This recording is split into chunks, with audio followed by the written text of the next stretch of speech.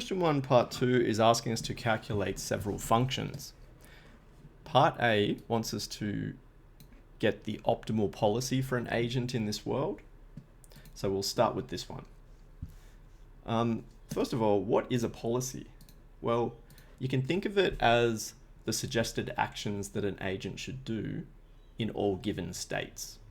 So for example, I could create a policy, policy 1, and we could say that, well, whatever state the agent is in, it always just takes action A1. That would look like this. In S1, we always take action A1, and in S2, we always take action A1 as well. This is a valid policy, but you can see it's probably not a very good one. If we start in S1, or if the agent starts in S1, it'll take action A1, which just brings us back to state 1 again, and we've gotten a reward of 0.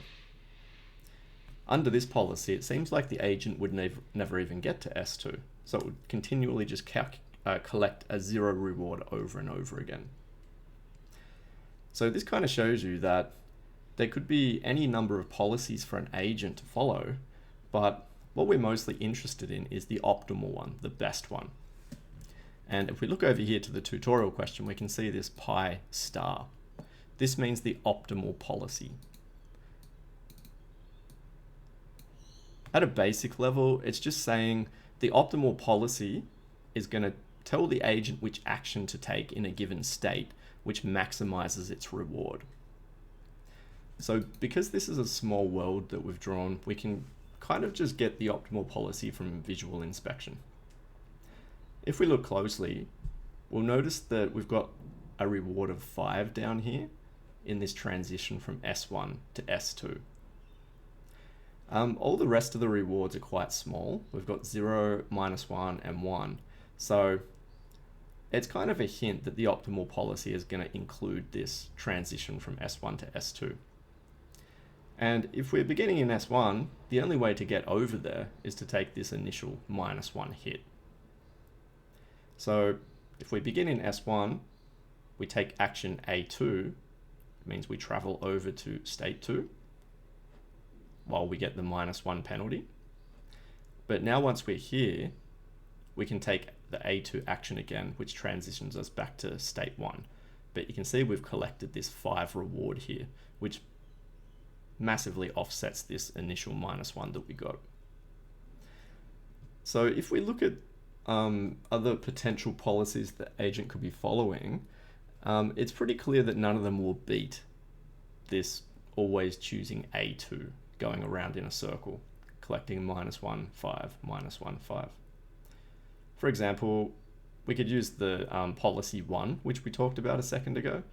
All the time, we're just collecting 0 reward. It's good that we're not losing anything, but we're also not really gaining anything.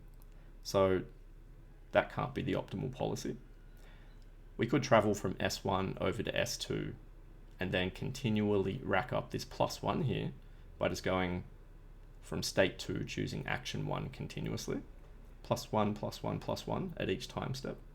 But it's pretty obvious that neither of those are going to beat this reward of 5 that we've got here. So just by visual inspection, it's pretty obvious that the optimal policy here is going to look like this. In state 1, we're going to take action 2. That's the -1 penalty here. From state 1, taking action 2 allows us to transition over to state 2. And in state 2, our best action again is A2. This is the action that allows us to transfer from state 2 back to state 1 while we're collecting this reward of 5.